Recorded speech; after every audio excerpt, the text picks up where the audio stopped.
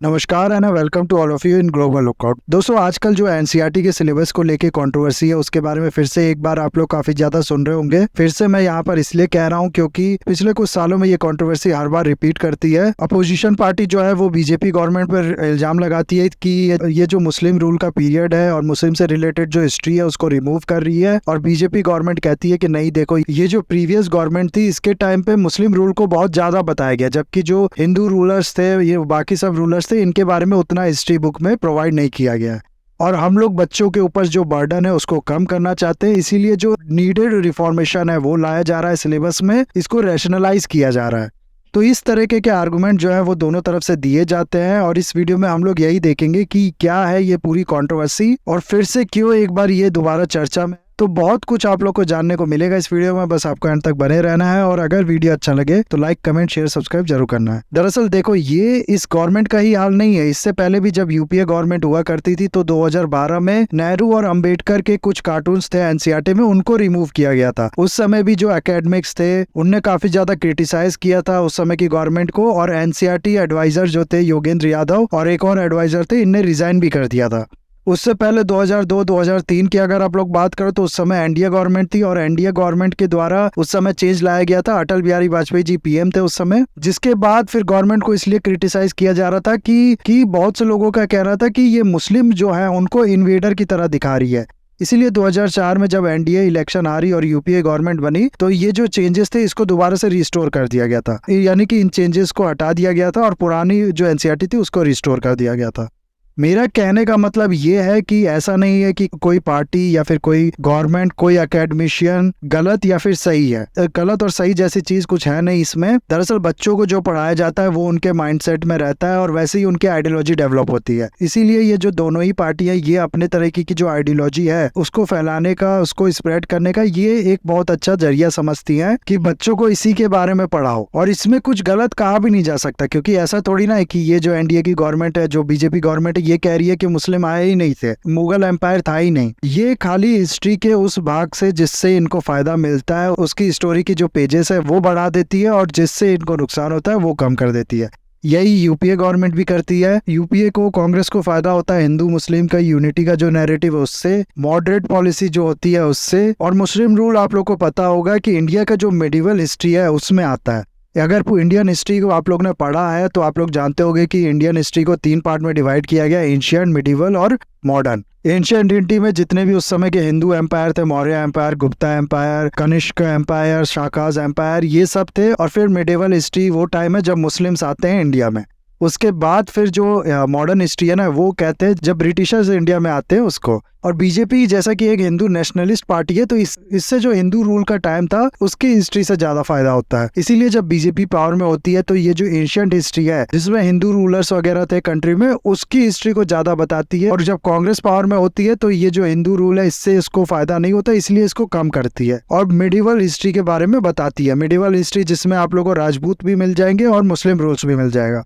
जैसे कि ये क्लास 7 की पुरानी बुक है, ये चेंज लाने से पहले की बुक है, जो अभी जो एनसीईआरटी का सिलेबस बदला गया उससे पहले की बुक है। तो इसमें आप लोग देखोगे ना तो इसमें आप लोग को यहाँ पर सेपरेट चैप्टर मिल जाएगा मुगल के ऊपर, और किसी एम्पायर के ऊपर आप लोग को अलग से चैप्टर नहीं मिलेगा, लेकिन मुगल के लिए यहाँ पर सेपरेट चैप्टर का मेंशन है। तो ये कहने का मतलब है कि ये जो कांग्रेस होती है वो इस तरीके की हिस्ट्री, मिडिवल हिस्ट्री को ज्यादा प्रेफरेंस देती है, और जो बीजेपी होती है वो एशियंट हिस्ट्री को ज्यादा प्रेफरेंस देती है। और मेरे से अगर आप लोग पूछेंगे तो ये जो जैसे कि मैंने एग्जाम्पल दिया आप लोग को क्लास 7 की बुक का, इससे बहुत ज्यादा क्लियर है कि थोड़ा बहुत ज्यादा ही जो मुस्लिम का रूल है, जो मुगल रूल है, वो हम लोग के टेक्स्ट बुक में मेंशन है। इतना नहीं होना, ये जरूरत से ज्यादा है।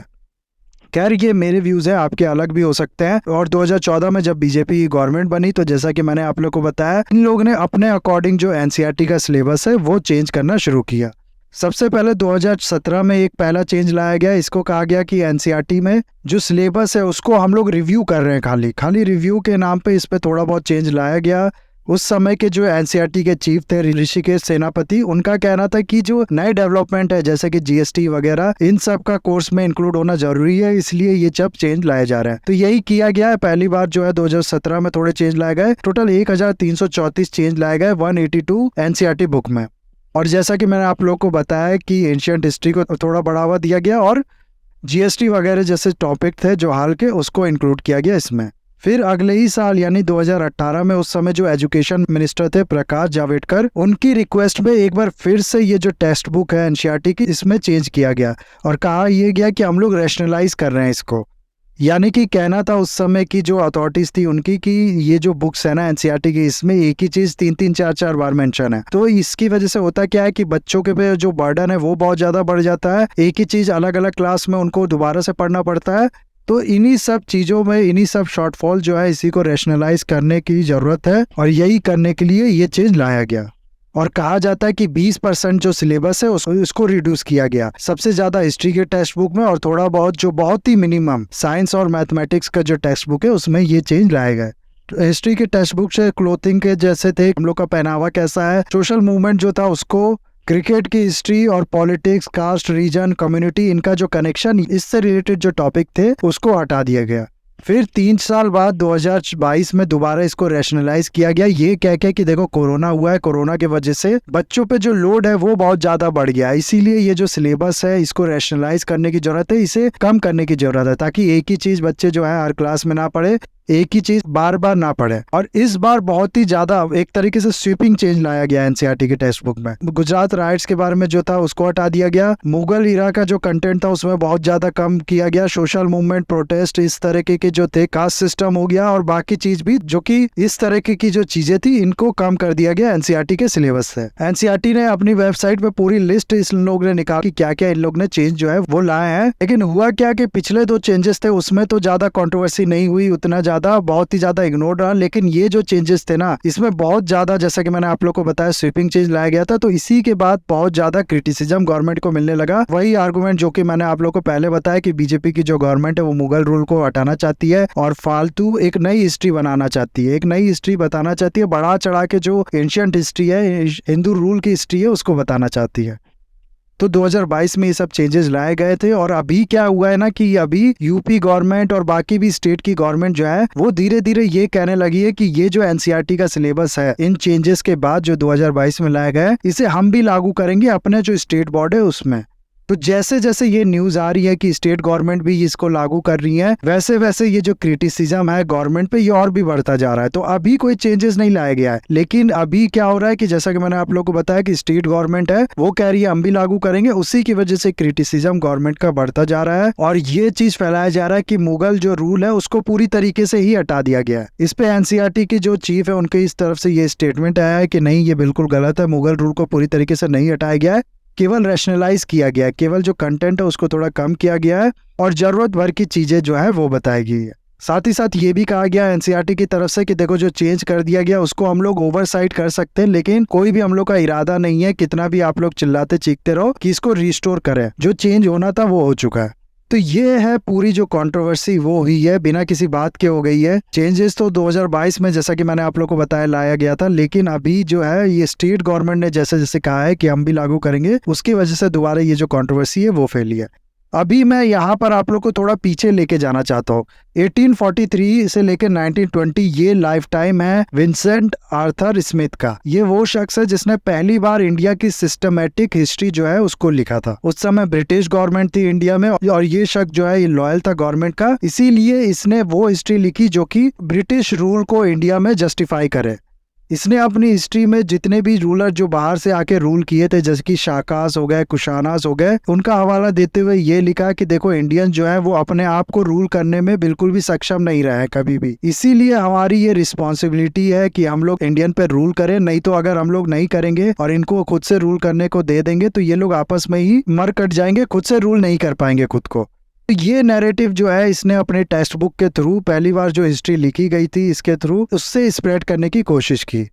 इससे क्या पता चलता है? इससे ये पता चलता है कि जैसी गवर्नमेंट होती है वैसे ही हिस्ट्री को पढ़ने का नजरिया बन जाता है लोगों का। और ये चीज सिर्फ आज या फिर ब्रिटिश के टाइम पे ही ऐसा नहीं है कि हो रहा है। पहले के टाइम पे जो राजा महाराजा होते थे वो भी अपनी तरफ से जो अपॉइंट करते थे हिस्टोरियन को और वो हिस्ट्री लिखते, तो जाहिर सी बात है कि वो वैसी हिस्ट्री लिखेगा जो कि उस राजा को बढ़ा चढ़ा के दिखाए, उसकी तारीफ करे। और फिर वो राजा जो है मान लो हार जाता है किसी दूसरे राजा से, वो नया राजा बनता है, तो उसके द्वारा अपॉइंटेड जो हिस्टोरियन होगा उसकी हिस्ट्री के बुक में जो पहले वाला राजा होगा उसको गलत बताया जाएगा, उसकी गलत हरकत बताई जाएगी, बताया जाएगा कि टॉर्चर करता था या फिर इस तरीके की चीजें जो है वो बताया जाता था। कहने का मतलब है कि ये जो नैरेटिव बिल्डिंग है ये बहुत पहले से होता आ रहा है और यही चीज किया था इसने विंसेंट आर्थर स्मिथ ने। लेकिन हुआ क्या कि उस टाइम तक कुछ इंडियंस जो है उनको मॉडर्न एजुकेशन मिल चुकी थी, कुछ इंडियंस अच्छे खासे पढ़ चुके थे और ये जो इंडियंस थे इनने इस नैरेटिव को जो आर्थर स्मिथ ने फैलाने की कोशिश की थी इसको चैलेंज करना शुरू किया। इनने अपनी तरह से हिस्ट्री लिखना शुरू किया और इनने अपनी हिस्ट्री जो लिखी ना उसमें शाकास, कुशाना इस तरह के जो एम्पायर थे जो बाहर से आए लोगों द्वारा स्थापित किए गए थे इनको उतना तवज्जो नहीं दिया। और जो इंडियन रूलर्स थे जिनने इनके खिलाफ लड़ाई लड़ी जब ये इंडिया में एंटर कर रहे थे उनको ज्यादा प्राथमिकता दी अपनी किताब में। इनको शाकास, कुशाना को थोड़ा बहुत फॉरेन इन्वेडर्स जो होते हैं उनकी तरह दिखाया गया और मौर्य एम्पायर्स और सतवानाज एम्पायर ये सब जो थे इनको इंडियन रूलर्स की तरह दिखाया गया। और इन हिस्टोरियन का या फिर आज जो बीजेपी गवर्नमेंट है इनका दोनों का आप गोल है वो देखोगे तो दोनों का गोल एक तरीके से सेम ही है। जो इंडिया की ग्लोरी रही है, जो इंडिया के रूलर्स हैं उनके बारे में बताना और इंडिया के जो लोग हैं उनमें कॉन्फिडेंस, उनमें प्राउड जो है वो बढ़ाना। लेकिन यहाँ पर आप लोग देखो गोल दोनों का एक है। लेकिन आजकल कभी आप लोग सुनते हो कि बीजेपी गवर्नमेंट कहती है कि ये कुशानास जो थे ये बाहर से आए थे, ये शाकास जो थे ये बाहर से आए थे? नहीं, क्योंकि ये लोग यहाँ पर आए थे, इनने हिंदू धर्म या बुद्धिस्ट धर्म अपना लिया। ये लोग कहते हैं कि मुस्लिम रूलर जो थे ये बाहर से आए थे, ये लोग मुस्लिम्स की बात करते केवल। और उस समय के जो हिस्टोरियन थे वो लोग फॉरेन इन्वेडर्स किसे कहते थे? वो लोग ये शाका और कुशानास को कहते थे। तो कहने का मतलब है एक टाइम पे जो कि फॉरेन इन्वेस्टर्स कहलाते थे वो आज के टाइम में इंडिया के कहलाते हैं। और ये लोग इंडिया के बन भी गए थे, यहीं पर इन लोग ने अपना कैपिटल बनाया, यहीं पर यहाँ के जो कल्चर्स थे उनको अपनाया, रिलीजन कन्वर्जन भी किया, बुद्धिस्ट में या फिर हिंदू धर्म में ये लोग चेंज हो गए। लेकिन पॉइंट यहाँ पर ये है कि एक टाइम पे जो कि फॉरेन इन्वेडर्स कहलाते थे वो आज के टाइम में इंडिया के कहलाते हैं। यहाँ तक कि शाका इरा एक कैलेंडर है जिसको हिंदू कैलेंडर भी कहते हैं और इंडिया का ये नेशनल कैलेंडर माना गया है। तो ये सब जो नैरेटिव है कहने का मतलब है कि ये फॉरेन रूलर थे, ये यहाँ के लोकल रूलर थे और हम लोग ज्यादा काबिल थे फॉरेन इन्वेडर्स से। ये सब आइडियोलॉजी की जो लड़ाई है ये हमेशा से चलती रही है और ये चीज चलती रहेगी। जैसे जैसे कोई नई गवर्नमेंट बनेगी वो अपने नजरिया से जो हिस्ट्री होती है वो लोगों को बताएगी और ये सब चीज चलता रहेगा। यहाँ मेरी आप लोग से गुजारिश है कि ये जो लड़ाई है कि ये मुस्लिम से इंडिया के रूलर थे या फिर ये लोग बाहर से आए थे, इसमें ज्यादा दम है नहीं, इसमें ज्यादा इन्वॉल्व होने की जरूरत नहीं है। और जैसा कि हम लोग ने अपने एग्जाम्पल से देखा कि इस तरीके के आर्गुमेंट है, इस तरीके की जो चीजें हैं हो सकता है आज से 100 साल बाद, 150 साल बाद, 200 साल बाद हंसने लायक हो जाए। जैसे ये एग्जाम्पल मैंने आप लोग को बताया, इसमें हम लोग ने क्या देखा कि शाकास और जो कुशानस थे एक टाइम पे इनको फॉरेन इन्वेडर्स कहा जाता था और आज इनके नाम पे जो कैलेंडर है वो इंडिया का नेशनल कैलेंडर है। तो इस तरीके की जो चीजें हैं इसमें मेरा कहने का मतलब है कि ज्यादा हम लोग को इन्वॉल्व नहीं होना चाहिए। और रही बात हिस्ट्री की, तो किसी भी एक बुक पे कभी भी डिपेंड नहीं होना चाहिए। अलग अलग तरीके की जो बुक्स है उनको पढ़िए ताकि आप लोग अपनी एक इंडिपेंडेंट जो आइडियोलॉजी है वो बिल्डअप कर सके। तो ये था पूरा वीडियो गाइज। आई होप ये वीडियो आपको अच्छा लगा होगा। इसे लाइक, कमेंट, शेयर, सब्सक्राइब जरूर कीजिएगा। That's all. Have a nice day. Take care.